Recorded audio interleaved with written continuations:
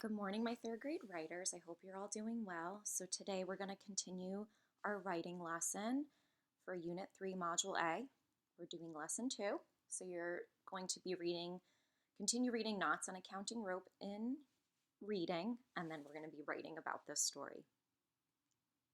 Okay, the vocabulary. The word ceremony is a formal, an occasion, or a ritual. Right? So a ceremony could be like a celebration. Usually, if people have like a graduation that's pictured here, they have something that they do to celebrate.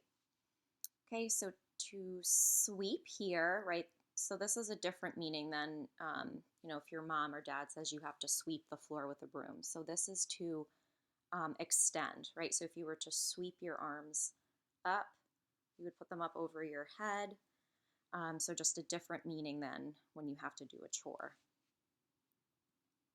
Okay, if we look at our lesson objective for today, I will be able to explore how opinion writing includes examples from the text.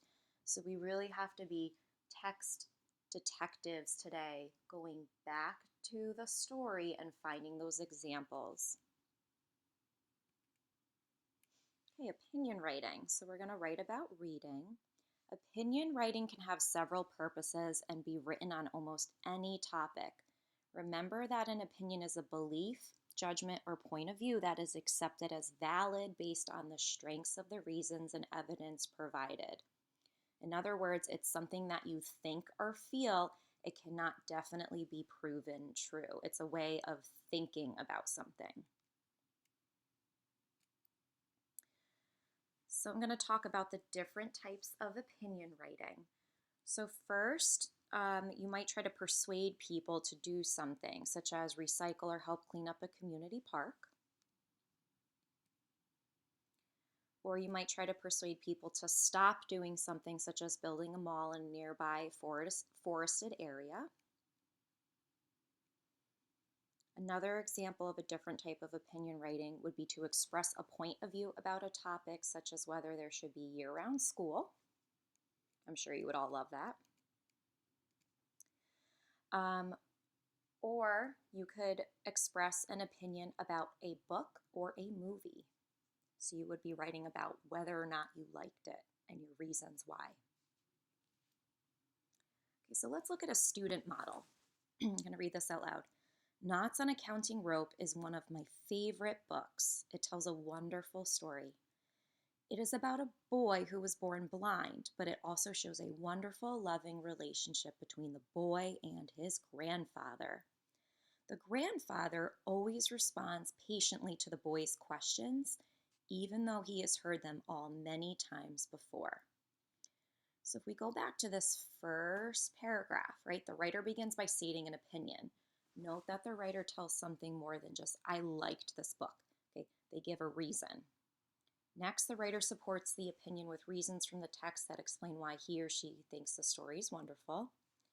Finally, the writer gives evidence or details from the story showing specific things the grandfather does that show this loving relationship. Okay, so to write a short opinion essay. So before you start writing, I want you to consider these guiding questions. First, what is my opinion about the text? Right? Do you like it? Do you not like it? How can I express my opinion clearly to my audience? What reasons might I give to support my opinion on the topic? And last, what evidence from the text can I use to support my opinion?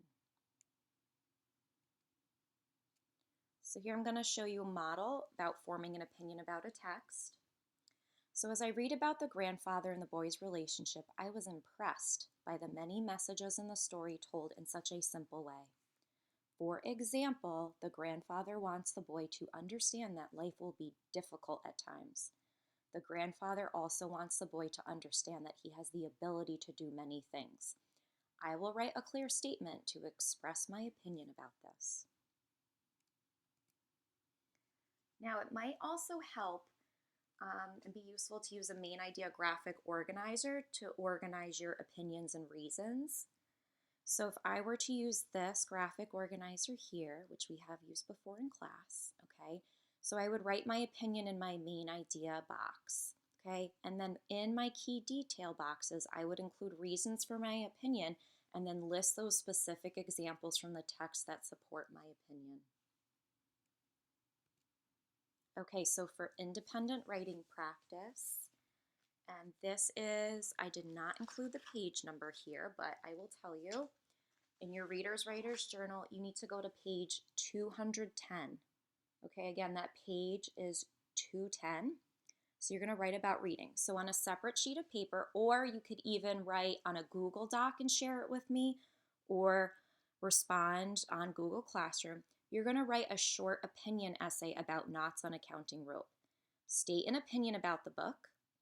State an opinion about one or both of the characters and support your opinions with reasons and examples from the text. Okay, so for this, I'll actually let you, if you want to just state an opinion about the book, I'll accept that.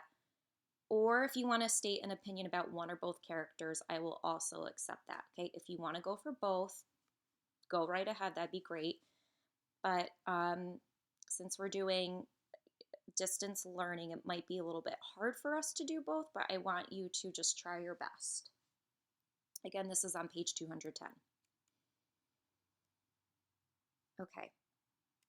Now for our conventions mini lesson. So the function of nouns in sentences. So don't forget that nouns name a person, animal, place, or thing. So usually a sentence has a noun as its subject, which is, again, a person, animal, place, or thing. And the subject is doing the action. So some nouns may also be objects. An object can either be direct or indirect.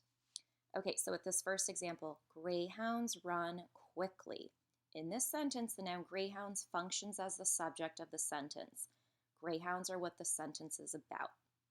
Okay, so greyhound's a type of dog. John climbed a hill. Nouns also function as direct objects. The direct object is the receiver of the action. What did John climb? He climbed a hill.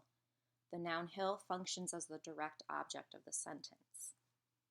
Okay, finally, the principal gave Mr. Miletic an award. Nouns also function as indirect objects. The indirect object answers the question to whom or for whom that action was done. Who was given something? Mr. Miletic. Mr. Miletic is the indirect object. The direct object of the sentence is an award.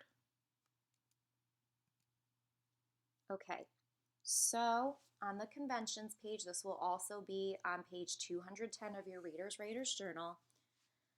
You are going to complete numbers 1, 2, 3. Okay, so the directions, you have to circle. Again, circle the word circle in your directions. Circle the nouns in each sentence. Tell whether each noun is the subject, direct object, or indirect object of the sentence. Okay, so for number 1, for example, we have 2 nouns. Okay, so for number 1, I'll help you. Number 1, you would circle Cho, right? That's the person. Cho quickly threw the baseball. Baseball would also be another noun, so I would circle it. Now, here, the subject in the beginning, Cho, right? So I would write Cho is the subject, and what did he do? He threw the baseball. So this is what the action is being done to, right? So the baseball. So this would be my direct object. Okay. I want you to try your best with numbers 2 and 3. As always, you can ask me questions on Google Classroom. You can respond and comment below with your answers or share with me on a Google Doc. I hope you all have a wonderful day, and I'll be checking in on our classroom to see how I may help. Okay, thanks, third grade.